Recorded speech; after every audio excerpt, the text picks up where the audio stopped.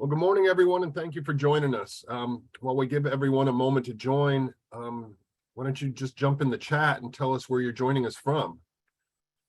While I do that, I'll introduce our guests shortly. I'll let you know that one of them is in Arizona, and the other one is the reason we're holding our webinar earlier in the day than we usually do is because he's in Great Britain. So we didn't want to necessarily have him to present at midnight. So let's see, we got Scott in New York City, we got Ellen in Manhattan, John in Stamford. I'm not even going to try that. A town in Ontario, Canada. Hi, Bev. Are you sure? I'll try it. Wabashine. Coscob, Connecticut. Well, thank you. Hi, my name is Rich Merritt, and I'm your host today. And today is the first birthday of my youngest grandson. So I'll throw that in there. This webinar is brought to you by the Audubon State Offices of Connecticut and New York, whose mission it is to protect birds and the places we all need in our forests, on our coasts, and across local communities. A quick note that this webinar is being recorded and will be available soon on our YouTube and Facebook pages. And questions are welcome in the chat box at any time, and we'll get to as many of your questions today during our discussion as we can. During today's webinar, wildlife biologist and TV host and BBC podcaster Patrick Guy will tell us stories of biomimicry from his new book, 30 Animals That Made Us Smarter. Patrick's infectious curiosity and sense of wonder will inspire you to venture into the hidden world of biomimicry, and we'll find out what that means. As a biologist and self-confessed thrill seeker, obviously lots of thrills because he's joining this webinar, Patrick has always had a fascination with how things work. Since 2012, Patrick's been a documentary filmmaker and wildlife TV presenter across a number of programs for major broadcasters, including the BBC and Sky. His ambition is to inspire and surprise us, and I hope he succeeds today, as he takes us on a journey around the globe from the very comfort of our homes. As the presenter of the hugely successful podcast, 30 Animals That Made Us Smarter, Patrick now brings his words as a compelling order to the written form in his first book by that name, 30 Animals That Made Us Smarter. And I will be putting in the chat a couple of times an opportunity for you to purchase this book at a discount if you so desire. Thank you, Patrick, for joining us. Patrick's also joined by moderator, Dr. Sarah El-Sayed, co-director of the Biomimicry Center. Sarah has a doctorate in food system sustainability, specifically on regenerative food practices in arid regions. She is currently pursuing a postdoctoral program at the School for Future Innovation in Society at Arizona State University. Previously, she's worked as a researcher in biomimicry and microbial geographies. She's the co-founder of several enterprises in Egypt, such as Noaya. It's a social enterprise working as a catalyst to transition small-scale farmer communities into more sustainable ones through education and research. DEMA is an LLC responsible for outdoor environmental education, teaching young adults about biomimicry in local Egyptian communities. And Clayola is an LLC producing low-tech irrigation systems. She's an avid traveler, nature lover, and enjoys tasting foods, cooking, and interacting with people through food experiences. Sarah's on the board of Slow Food, an international movement that started in Italy, aiming to safeguard local food cultures and traditions, and does so by promoting good, clean, and fair food for all. Very impressive resume, Sarah. So good afternoon, David and Sarah, and thank you for joining us. Today's webinar is more of a panel discussion rather than one of our usual presentations. However, if you do have any questions, again, please write them in the chat and we'll get to as many as we can. If I don't want to speak for everyone that's joining us today, but if they're like me, they might not spend a lot of time thinking about biomimicry or maybe even quite understand completely what it is.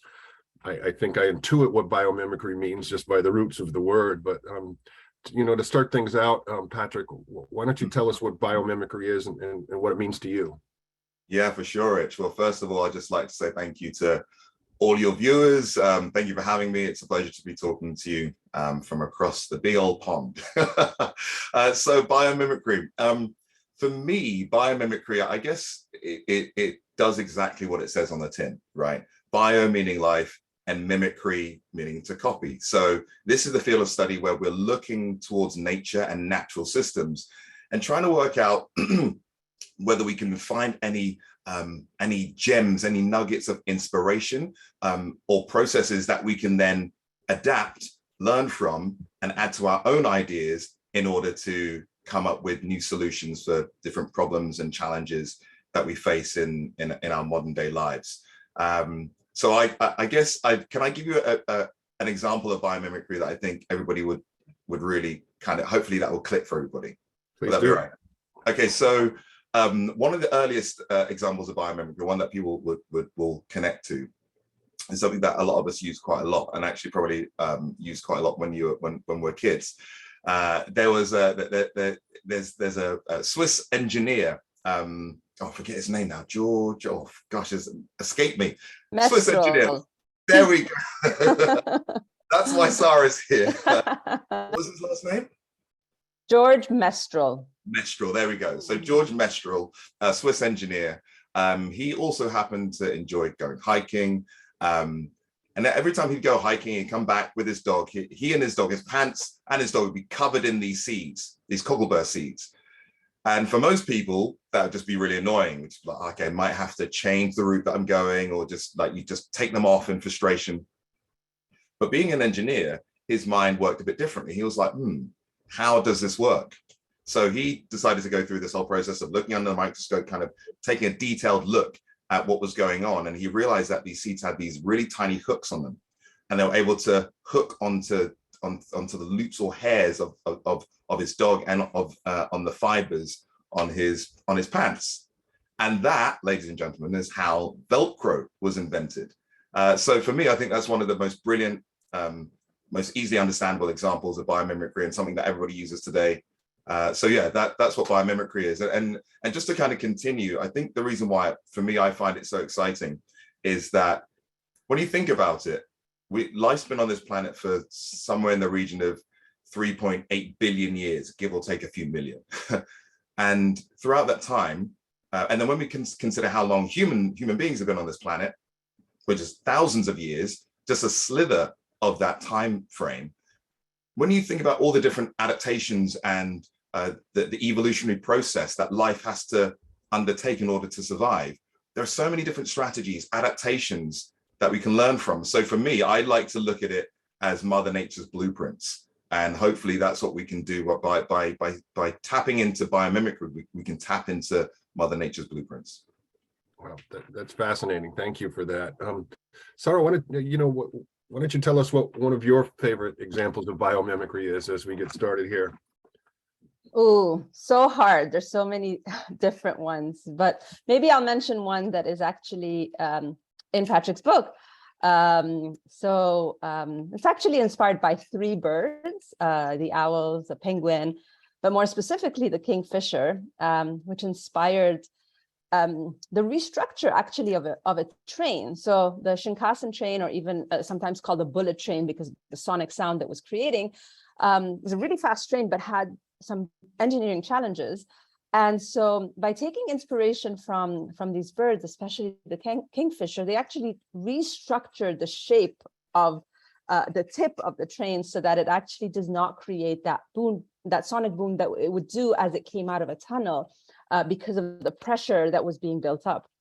And the reason I like this particular example, and I'm not going to tell you too much more because you really need to go and read the book to find out the details, is because when I first got introduced to biomimicry about 10 years ago, I was actually still in Egypt, and I was a rower on the Nile River. So I used to row early in the morning, and I'd see a lot of different birds as I was rowing.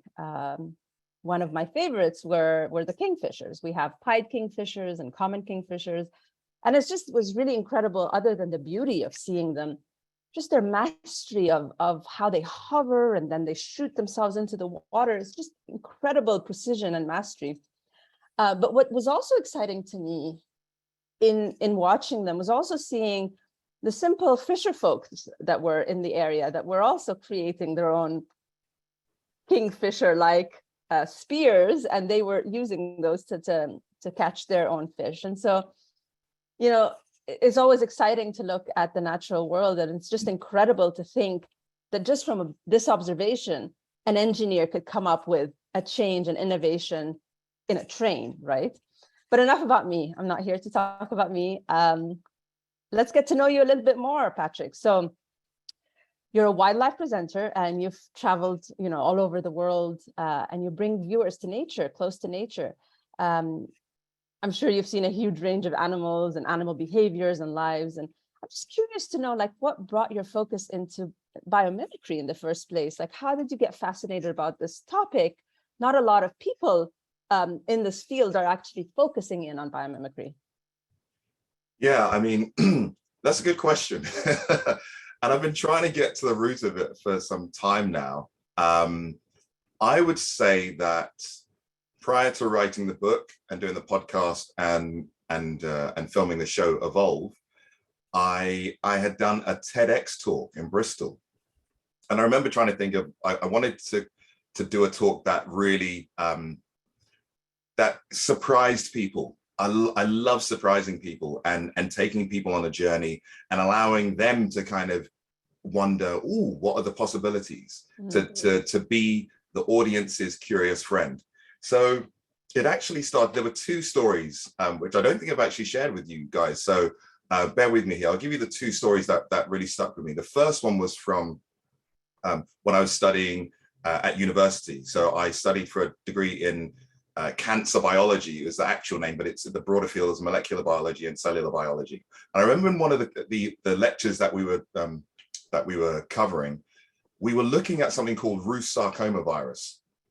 And this is a virus that causes cancer in chickens. It was discovered by a chap called Peyton Rous, if I got this correct, in the early 1900s. The point being is that was the first time in history that we realized that cancers could be caused by viruses. So really big news, because now since we know that some viruses some cancers, are caused by viruses, of course, that means you can now work on creating vaccinations against that virus. So you can vaccinate against cancers.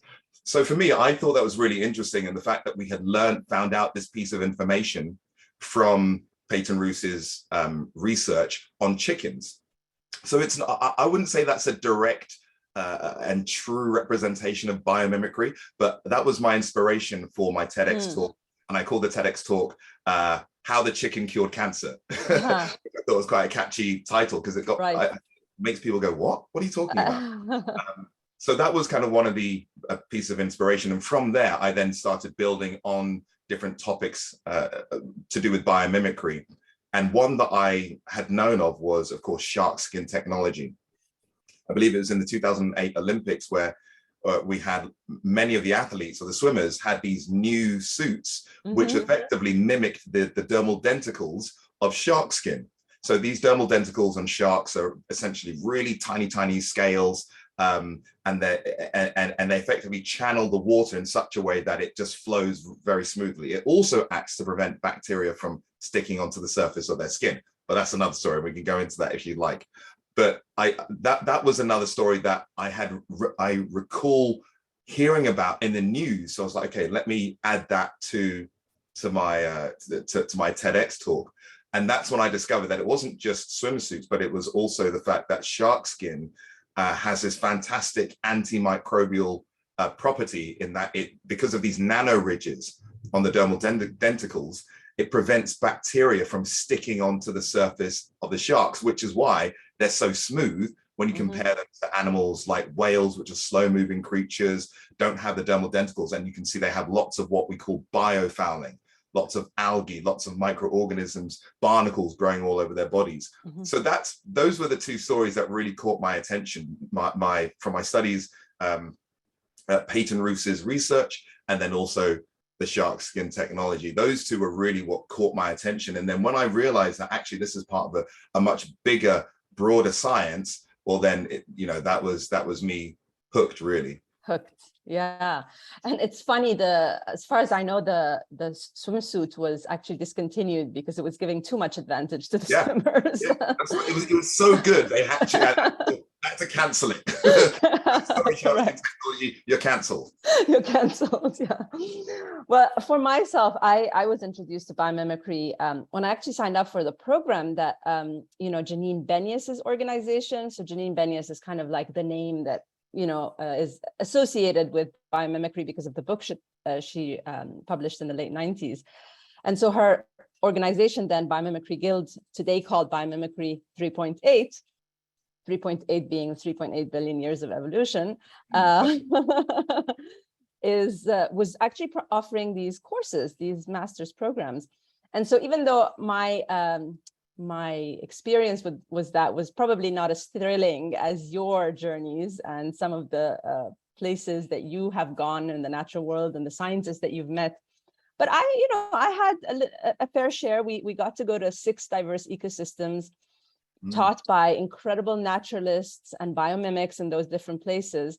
And so it gets me thinking, like, so are there some people who help guide you in this career? So from that first discovery of some biomimetic inspirations, is there someone who's guided you in this path? Me in particular? Yes, you, Patrick. I'll be honest, no. Oh, really? Okay. Not really. I'm trying to think, because I actually want to be. No, this was always just a passion of mine. I've always had a curious mind. I've always kind of wondered, what if? How does the world work? And maybe that kind of came from my interest in biology. I was always interested in science as a whole, but then I just always found it. I was like, how do we work on the most fundamental level, on the, like, what are the basic building blocks? Yes, we know about DNA, but how does that work? How do the mechanisms within our cells and the different biological molecules, how do they attach to the DNA, open it up, and then transcribe that DNA into mRNA, and then you get from mRNA you get translation, and that turns that piece of genetic code into a protein. So now you from just pure code into proteins that fold. Not only is it then creating all the different building blocks to create an organism, a human, a rabbit, a whale, an orca, a cheetah, but it's also organizational, the plan for how it's arranged, because we don't just turn into a blob of the material. It's all structured. The head is here, like we've got a skeleton, the mesoderm, the endoderm, the ectoderm. I'm really trying to remember myself. But that's why I was that part of science really caught my attention, because it felt like this really cool jigsaw puzzle, this mystery that really we would just, and I think we're continually learning more and more about. In terms of one individual, I wouldn't say that there was a specific person. There might be one right behind you, Sir David Attenborough. Well, yes. I mean, Sir David, I've actually worked with Sir David. As you can see, I've got the book here. I want to be truthful here, because if you're asking specifically about biomimicry, then that was something which was kind of more something that was an innate kind of self-generated curiosity, and something that kind of came from within. But of course, when we think about Sir David Attenborough and his impact on wildlife filmmaking, and when we think about sustainability, conservation as a whole, of course, he's David Attenborough. His name is synonymous with wildlife, nature, and protecting the planet. I had the great fortune of working with him for about a year on one of his, actually 2 of his shows, maybe 3 now. Now I think about it. One was called Madagascar, the other was Frozen Planet. But the show that I had the most amount of time working with Sir David was on a show called Attenborough 60 Years in the Wild, and we were celebrating his 60 years in filmmaking. And that was when I got a deeper appreciation of who he is and what he does. And actually, from being, he didn't even study biology, if I'm correct, he studied geology. That's what he was really interested in ammonites and that kind of stuff, fossils. And then I believe, if I'm telling this correct, he applied for a role for radio, but didn't get it, but had an opportunity to work on something called ZooQuest. Was it ZooQuest? There was a show before ZooQuest. Anyway, that's how he got started. Wow. And what I really enjoy about his journey, and this is something that I always try and push, certainly in wildlife filmmaking, is innovation. He was one of the first people that took a 16mm camera into the wild. I think he was using a 16mm Bolex. Prior to that, the standard was to use a 32mm, 35mm, like big kind of clockwork, a camera which you'd use like with a handle. And it wasn't the BBC, it didn't meet the BBC standard to use the smaller Bolex camera. Wow. He was like, if you want to get great shots, I'm going to Borneo. I'm going to be traveling around that area. Using a smaller camera is going to allow us to see more and get a more in-depth and rich perspective of the wildlife there.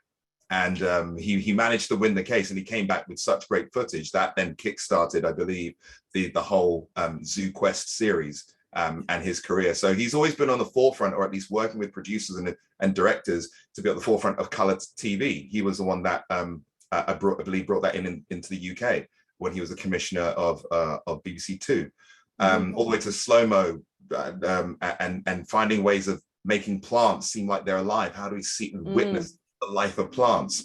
So all the way through to HDTV and now augmented, all the way through to augmented reality. So right. Yes, I think Sir David inspires and continues to inspire many of us, for sure. Great. Well, let's start delving a little bit more onto the biomimicry stories. So, you've looked at many stories of humans borrowing from the natural world. Do you think that there's maybe some common elements to them? So that's one part of the question. And then the other one is, how do innovators get started on this? Like, how do you go about finding actual inspiration from nature? Wow. Okay. So you thanks, Sorry. Two big questions. Okay. So what was the first one again? Sorry. So the first one is there a common element that you're finding in the natural world? And I'll ask you the second question after. So is there a common element or a common theme between each of the different stories and examples of biomimicry? Is that correct? That's a tricky one. I think they're all different, because the challenges are different, the problems are different. Each species, each animal, each plant, a fungi, a bacterium, they all have a specific challenge that they're trying to face or overcome. And so maybe that is the challenge. There are a multitude of different challenges, and so this gives us such a potentially this potentially gives us almost an encyclopedia's worth of knowledge. We just have to know where to look, or we just have to take the time to look. So a common theme, that's I'll be honest, that's a tricky one to answer. I just think it comes down to the fact that if you pay attention and look closely at any given species and ask yourself, what is the challenge that this creature is trying to overcome? I think that's where it lies. That's where the solution lies. So I'm trying to think of some examples. Yeah, how are they fitting into this planet, and how can we better fit in a way? Like, so how can human beings be a better fit by looking at how nature and these organisms have fit, essentially? Yeah, for sure. So let's take termites, for example. I was filming termites in Namibia. They build these huge towering mounds that are like 6, 10, 50 feet high, and these structures are incredible. I always thought that they lived in that whole structure, but it turns out that they really only inhabit the bottom part of the tower. Yeah, because that's where their nest is, and that's also where their farms are. These termites are farmers. They farm fungi, so they bring in farm material from the outside, they chew it up, combine it with their saliva, and then they pack it into these almost like a type of sponge-colored honeycomb, like a structure, and this then acts as the substrate for the fungi to grow on, and then that's what the colony eats. They feast on the fungi. So in order to, but you can imagine with millions of termites living in a very small space, the amount of respiration that's going on. So they're taking in taking in oxygen and then releasing carbon dioxide. They have to find an extremely efficient way of moving that carbon dioxide out of the nest and out of the chambers. So it's how it works is that these huge towers, they have a huge central column in the middle, and then kind of these I don't know how to describe it, almost like tubes coming on the outside of the buttress. We got clearance from a scientist called Eugene. Eugene Gray. I had an absolute blast with him. He loves termites, and we were able to kind of excavate a portion of the termite mound. Wow. And it reminded me of was like when I put my hand in it, it was so smooth. It just reminded me of an organic, almost like the inside of alveoli, the inside of the lungs. And so you get this impression like, these termites are somehow evolved to get to the point where they now build a structure that represents an inorganic lung. And wow. Such a powerful visual that you're giving us right now. Yeah, it's true. And so what also happens, what I discovered by working with Eugene, is that the outside of the mound isn't solid as I thought it was. When you look at the outside of the mound under a microscope, you can see there are tiny, tiny microscopic holes. And so what's actually happening is that the termites build the tower in such a way that they take advantage of the prevailing wind. So the wind hits one side and then creates a pressure differential because of those microscopic pores. And so with this pressure differential, it then allows air from within the chamber, from the bottom of the nest, to then circulate. It kind of oscillates. You get this oscillating wave of movement of air. So every, I believe it's every 45 minutes, maximum an hour, you get a complete cycling of the air that's within that chamber, both at the top and within the nest. And so this passive movement of air, because of the way they build the structure of the column, the tower above their nest, and the microscopic hole pores, and the internal structure of the mound, then takes advantage of this pressure differential and allows them to cycle air. Enables them to get fresh air into their nest. So why am I talking about this? Well, when we think about our buildings, let's take a city like Chicago or New York, for example. Lots of skyscrapers, lots of people packed into a small space, but we're using lots of energy through our HVAC systems, heating, ventilation, and air conditioning, to control the humidity, control the heat, control the temperature, oxygen levels within our buildings. But our buildings are what we call hermetically sealed boxes, effectively. We've shut ourselves out from the external environment. So the thinking is that if we can take inspiration from the termites and instead of having sealed boxes, but have our bricks, our walls made out of more porous material, that might give us the opportunity to regulate and keep a more stable temperature, allow more fresh air to cycle and circulate through the buildings more effectively. And it means that we can potentially use less energy by electronically heating and cooling down our buildings. So some really interesting thoughts there for sure. Yeah, this is great innovation. And I think that brings me to the second part of the question of, like, how do you go about finding this inspiration? But I think also one of the challenges is that, some of these innovations are not readily adoptable. They're not out in the market. Like, you don't hear of tons of buildings that have, termite inspired, vents or infrastructures and stuff. So I'm wondering, like, how do we get to that stage where this becomes second nature to us, where we can really innovate by looking at the natural world? How do we go about and do that kind of transition? If you have thoughts about that, that's a hard question. Yes, I've thought about this for a while, and it's something that I'm not to go into too much depth, but this is something that I'm also dealing with just personally as a filmmaker, and trying to think of how to best go about my filmmaking process. But let's go back to what you're talking about in terms of how can we make these different technologies more readily available and more readily adoptable. And I have the solution. 5 letters, MONEY, money. Follow the money. This is what I've realized, and in many ways, it for some of us it might feel a bit disheartening. For me, I think that I think that I'm trying to look at money more as a tool instead of something that's evil. And I think many of us can relate to that and feel that, money's this evil thing, and really rich people have it and they're the evil ones. I think we need to reprogram our minds and just realize that money is a tool, and we need to understand that the world runs on business. So to give you an example, it's not with, sorry, can you still hear me? Because I've all of a sudden, Yes. you see it's gotten darker. We've just had this thunderstorm come in. No, I can hear you. So we've had a heat wave, and now it's literally just had this thunderstorm come in. So I just want to check you can hear with all that rain in the background.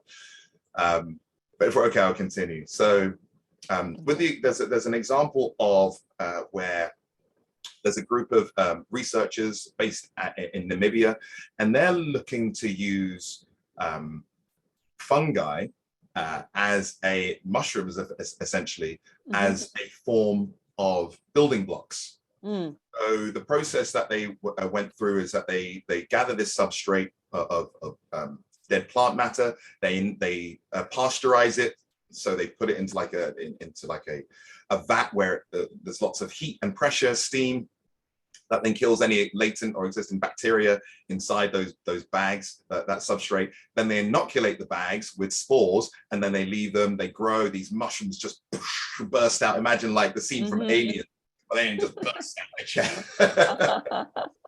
That's exactly what happens. You get these mushrooms bursting through. What they're then doing is then this acts as a way of potentially a harvest. So you've got the mushroom harvest, because you can grow these mushrooms and sell them on the market. But then what's also happening is that the mushrooms are just the tip of the iceberg. What's beneath is the mycelium. That's the main body, the main bulk of the fungus. So that's all interwoven and into the actual substrate. And then what they do is they take that material and then they pack it down and create these new bricks. So stay with me here. So now we've got these, potentially we've got this new type of brick, construction brick, made essentially from fungus. From mushroom. The only thing that would stop them from being used, of course, is cost and just convenience. But what they did is they tested the actual strength of these mushroom bricks in comparison to regular bricks. And I believe it turns out that they are just as strong, if not stronger. I'm trying to figure out how they actually tested it. It was like with a force, like a Newton meter. Effectively, it's just as strong or stronger than regular bricks.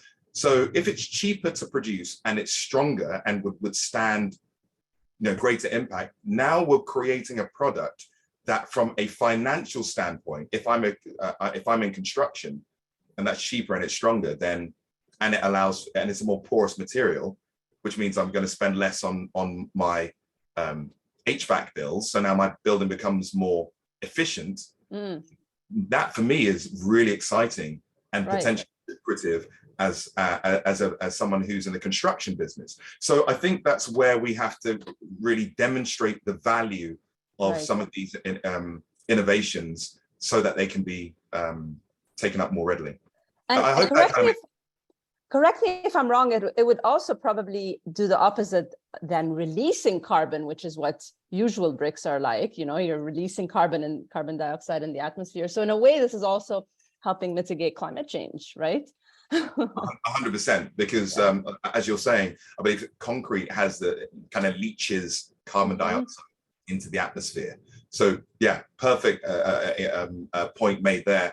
You're also kind of mitigating the effects of those greenhouse gases being released into the atmosphere, which then leads to this situation that we're in this climate crisis. Like I said, here in the UK, it's literally when you fly over, everything looks completely parched. The grass is pretty much dead, and then we're getting these torrential downpours. So I think everybody is seeing and noticing a change in what we're experiencing. And so hopefully that is also a cause for concern, but hopefully a cause for people to rally together. Yeah. Okay. So since our audience is, interested in birds, let's dive into some of these bird stories. So birds, are featured quite a bit in your book, from kingfishers that inspired the bullet train, as I said earlier, woodpeckers and the black box technology.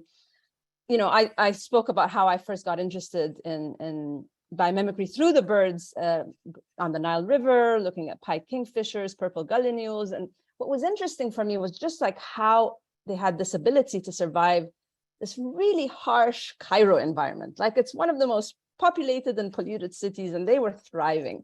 So I'm wondering just if you have any favorite stories of innovation from the bird world. And is there something special about birds that inspires us to keep asking questions about their lives and their abilities? Is there something special about birds? I think that, you know, from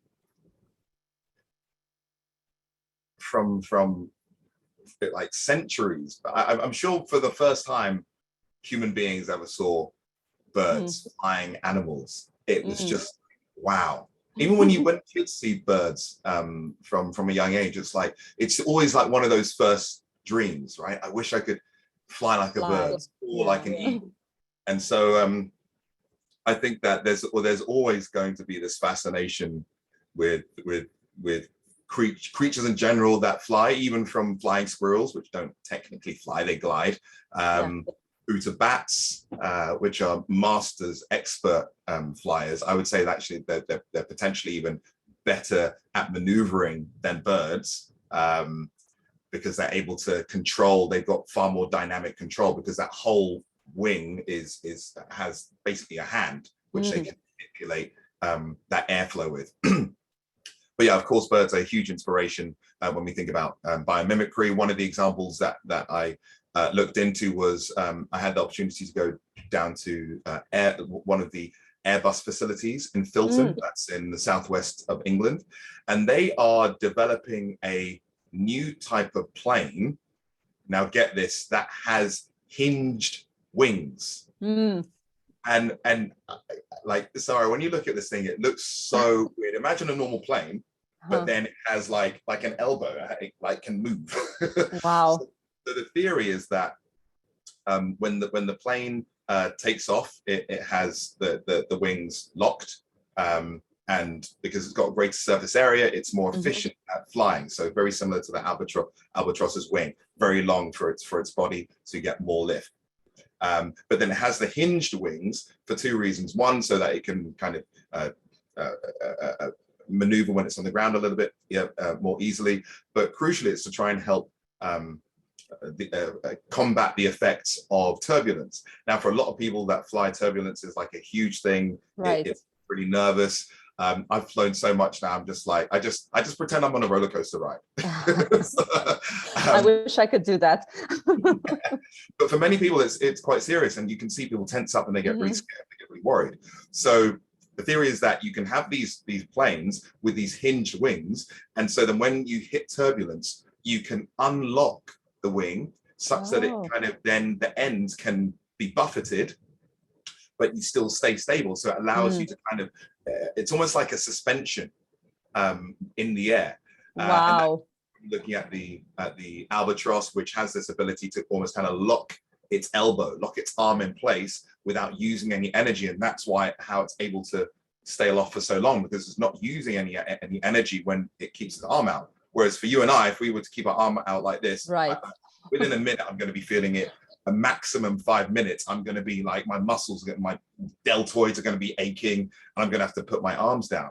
But the albatross has an adaptation where it can keep its arms locked in place, and that's what allows it to be able to glide for so long, and it makes the use of those updrafts coming from of wind when it hits the waves. So that was a really interesting example, because it seems so far-fetched to have a plane with hinged wings, but they are developing it, and we saw some videos of them flying this plane. They made a model mock-up.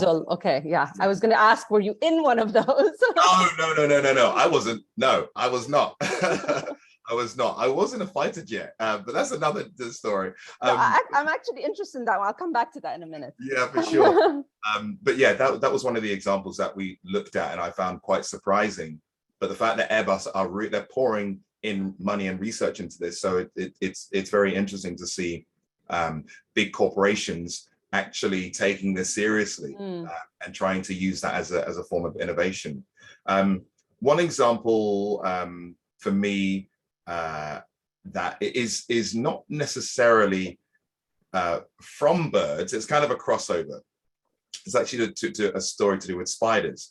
So orb weaver spiders have the ability to make these massive webs. They can actually make huge webs over rivers as well. And so scientists were trying to figure out, well, how come with these massive webs, and they're catching their insects, lots of insects, and that's how they feed, of course, why don't those webs get destroyed by birds? By birds, correct. Yeah. Well, if those insects are flying into it, and sometimes it is hard to see webs, like we just walk into them. Turns out, so birds somehow manage to avoid these avoid spiders' webs, and it turns out that because birds can see in ultraviolet, those spiders' webs are reflecting ultraviolet light, and that's what's preventing those birds from flying into those spiders' webs. I was in Philadelphia filming for my new show Evolve, and we were looking into this mystery, this mystery of where I can't remember which year it was. A number of years ago, there was this freak event where thousands of birds just ended up appearing dead in the city. Turns out that there was a huge bird strike event where these birds, I think maybe were migrating and maybe they'd gone off course, and they all had collided into these buildings. And so I actually went early in the morning, and you can literally see it's not as extreme as that one event, but it does happen quite regularly. You're having throughout the year thousands, if not millions, of birds having these bird strikes on our buildings because they're trying to fly and navigate. But when you look at different buildings, for example, one of the ones we looked at was a Comcast building, really impressive, tall, but it's all reflective. And if you're glass and glass and reflections which end up confusing the birds, and they hit the glass, and you know that's them kind of knocked something. And in a good case, they're knocked out and they come back to come to again. In many other cases, unfortunately, they die. We were kind of looking into this mystery, and so what the hope is that glass developers, glass manufacturers are now looking at creating these different patterns in glass, embedding different patterns in glass, where our eyes, sometimes you can see the pattern, but for the most part, it's pretty much clear. But for the birds, importantly, it allows them to see something visual. It gives them a visual warning, effectively, that there's an object nearby. There's an object, yeah. So then they can avoid those glass windows, and hopefully that's going to prevent those thousands and millions of bird strikes that we have in cities every year. So a little combination. Seems so simple, right? It's so simple, but again, it's all about looking and thinking about that first person that said, hang on a second, how come birds don't fly into spiders' webs? Oh, that's interesting. Okay, cool. And then going from that process. And I think that's what I really enjoy about biomimicry, is that it is this mystery, and it is almost like you're putting different pieces of a jigsaw puzzle together. Yeah. You're creating like different equations, and then you're ripping them apart, and then you're putting them back together again. And I think that's what's most exciting about the field, for sure. So you're talking about jet planes, and so I'm going to do a little plug-in. Actually, I was working on a project in the Dubai Expo, the World Expo. I don't know if you attended that, because there was actually a whole biomimicry section there. Yes. And they were very interested in the falcons, and sooty falcons and sacker falcon, because of the potential applications on jet planes. So I don't know if you want to talk about that, but I do want to do a plug-in, which is that a lot of this information we have compiled on a website called asknature.org, which is a wonderful resource. It's basically a database of how organisms adapt in this world. And you literally can go in, how would nature communicate? How would nature transport water or store water? And then you get a number of different organisms and their different adaptations, and it's compiled by different scientists. And so it's a great kind of resource to have. But I don't know if you want to talk about the jet plane. Asknature.org, it's called. Asknature.org. I'm going to check that out for sure. Yeah. Okay. So I don't know if you want to talk about the jet plane, but if you don't, I'm very curious, about your series. You talk about, your series is called Evolve, which actually is very fitting, like in the work that we do at the Biomimicry Center, we actually use something called life's principles, which are a set of guiding principles. There are about 26 principles that we've extrapolated from how nature works, like they're ubiquitous principles. And one of the big principles is obviously evolving to survive. And I love that your series is called Evolve. And so I'm curious if you could share with us a little bit about the series and, why should we tune into it? Yeah, so I've got a new series out, and if you're watching in the States, you can tune into that via Curiosity stream. I believe it's something like $20, $30 for the whole year. Imagine an Amazon Prime or a Netflix, but for documentaries. So they got tons and tons of great content on there. And one of those series is Evolve. It's a six-part series, and we break down the episodes into 6 different themes. So there's explore, cure, what else? I'm trying to remember. Survive. So we break that down and try and use those as themes to throughout the show. Why should you tune in? I think that it's just a wild ride. Do you know what I mean? Like for me, it goes back to what I mentioned earlier about being the curious friend for the audience, and just having that sense of wonder, having that curiosity to ask why. So we look at animals like tardigrades, also known as water bears. They're really, really tiny creatures that are known as extremophiles because they're able to withstand radiation, being exposed to the vacuum of space. They live in deserts. They live in hot deserts. They live in cold deserts because technically Antarctica is a desert. Right. So they are really, really hardy. So we're trying. What they have this ability to turn into something called a ton. So that's their kind of hibernation phase. So if they're in any kind of extreme situation, particularly when they dehydrate, they have a particular sugar in their body called trehalose, depending on how you're where you're from. And this sugar kind of protects the organelles, protects all the different bits of machinery within the cells and the body, kind of preserving it, almost freeze drying in a sense, so that once it's rehydrated and it reanimates, there's no damage to the body of the tardigrade.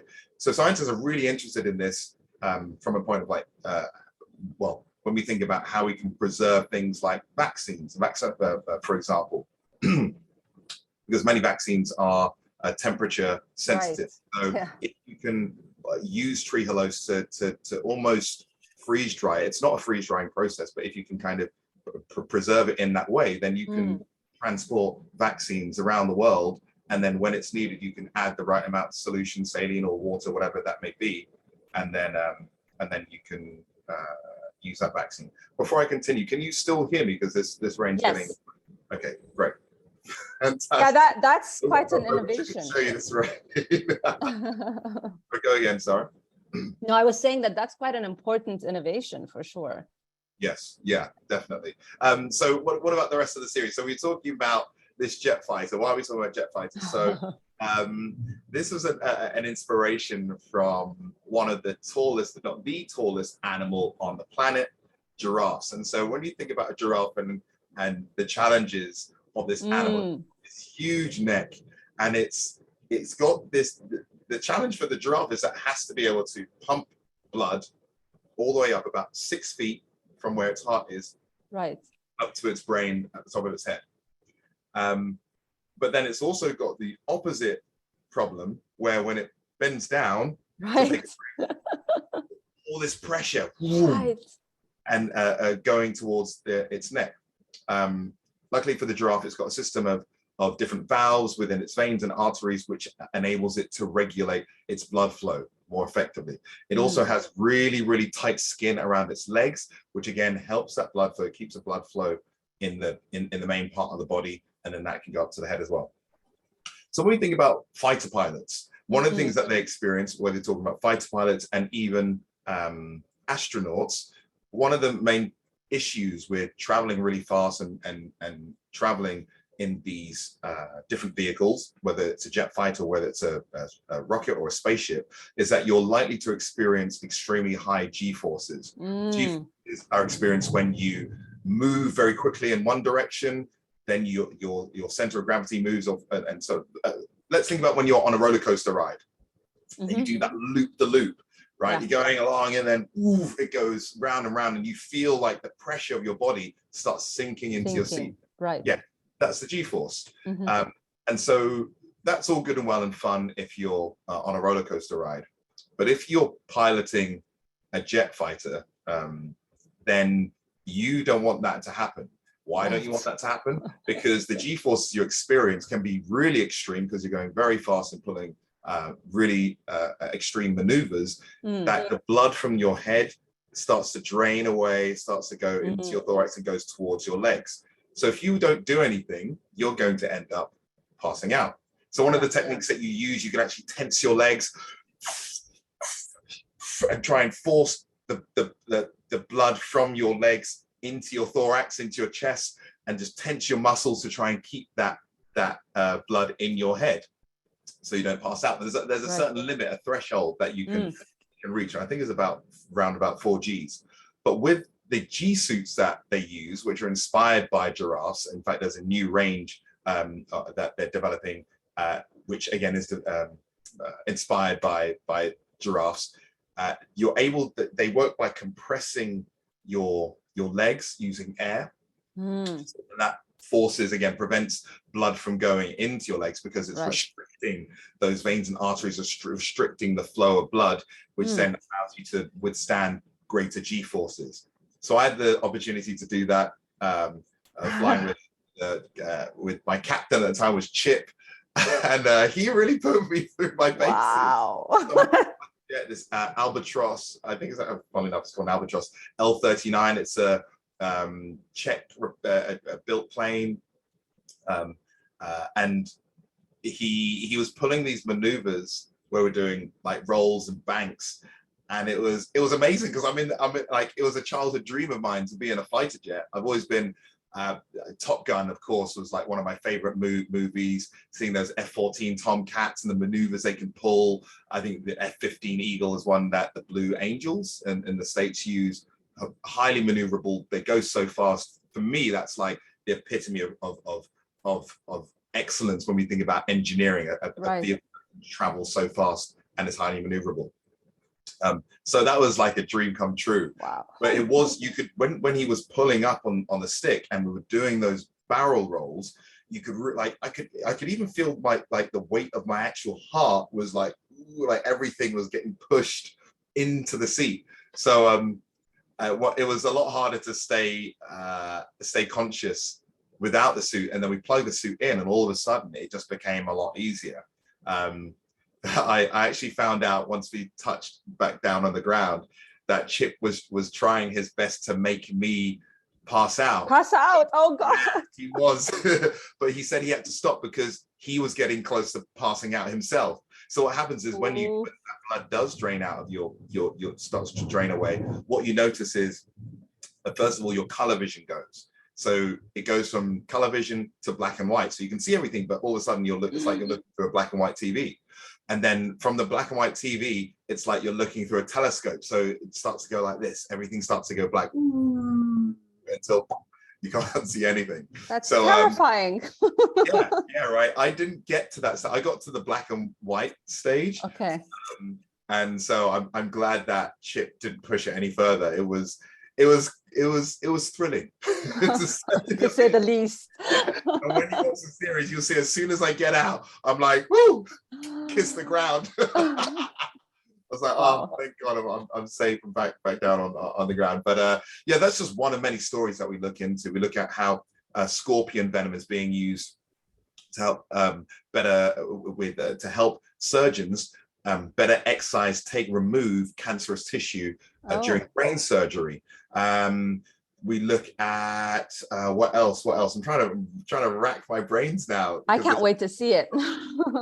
Seals, how seals, the whiskers of seals are inspiring new sensory techniques for underwater ROVs, shark skin being used in hospital surfaces to prevent spread of bacteria. So there's a whole range of different stories that we look into. Cheetahs, how cheetahs' legs are with the inspiration for running blades. So yeah, for me, it was a really exciting, it's a really exciting series. There's loads of information there, which some of it is based on innovation that is happening now. Some of it is more kind of almost verging on sci-fi and make-believe. And I think that's what will keep people hooked, because you've got real stories that are real applications that are potentially going to be used in the near future. Then you've got the thought process of, okay, let's let our minds wander and just go. Right. And I think that's what kind of is really exciting, because it feels like you're watching something which is a documentary, but then also sometimes it feels like you're watching a sci-fi movie. Really cool. Yeah, it's wonderful. So we're almost at time. So I want to give maybe a chance for a few more questions. The only last thing I want to say is, Evolve sounds like an exciting, thrilling series, but I was also intrigued and excited about the book.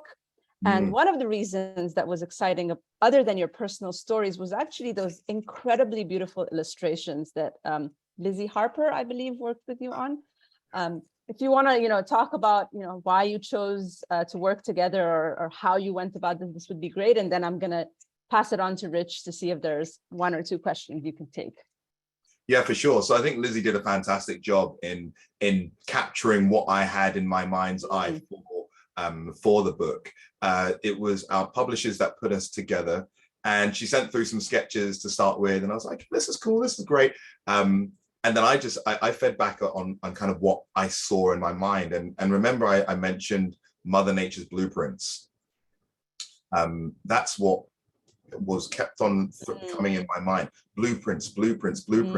And then is it the Vitruvian Man? Right, yes, by Da Vinci. Yes. Vitruvian Man. And so I had that in my mind. I was like, I want it to feel like it's almost like you found Da Vinci's old textbooks and his. That's what it is. Okay, I love it. So I had that in my mind with the thought of nature's blueprints. And so I found a couple of sketches and things online that I felt kind of represented what I wanted to see, and sent those over. We had those sent over to Lizzie, and then she just ran with it, and she's like, okay, cool, I get what you're talking about. And I had the idea of I wanted us to see the animal, so whether it's an ant or a termite. So there was one that comes to mind, which is a trapjaw ant, and it has one of the fastest moving appendages in the animal kingdom. It just snaps, and it uses that to defend it, the colony. So sorry, going back to the trapjaw ant, we've got the image of the ant and the jaw, and then almost having like a line and like a circle to kind of look at the hairs, the trigger hairs inside its jaw, which triggers the jaw to snap shut really quickly.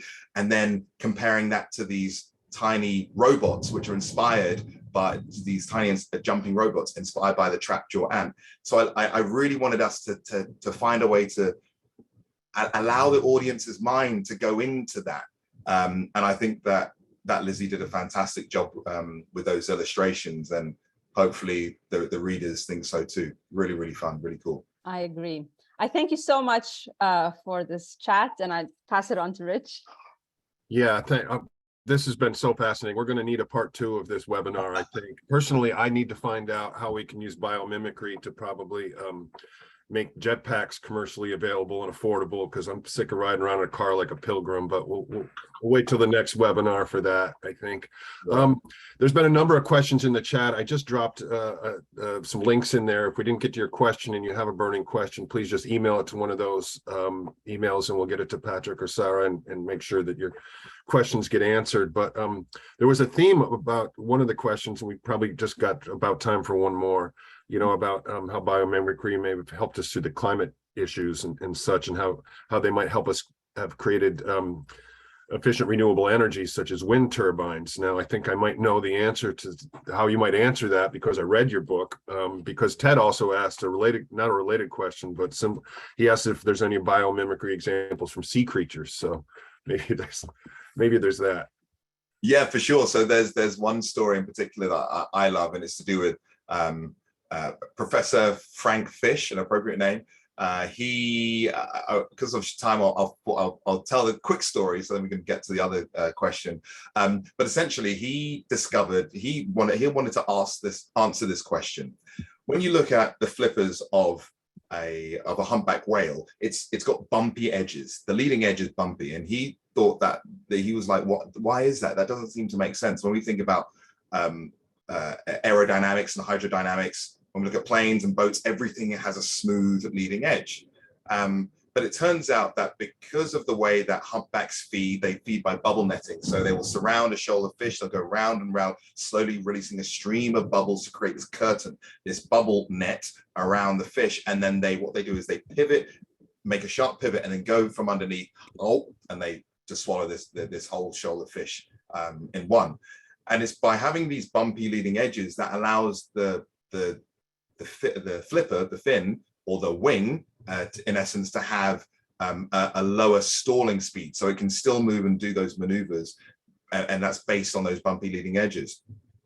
What Frank Fish and a number of other researchers end up doing is they teamed up to form a company, I believe, called Whale Power, and they've designed a new range of turbine wings, or what would you call that? Yeah, it's a new range of turbines where the actual leading edges of each of those wings is bumpy. It has a shape resembling the leading edge of humpback whales, and supposedly for the same amount of wind that you're getting from a normal turbine, with this Whale Power design, you're able to get 30% more energy from the same amount of wind, which to me is that's fantastic. 30% more just by changing the shape of these turbines. So I thought that was a really cool story, fascinating story of someone who saw something which didn't make sense to him, so investigated.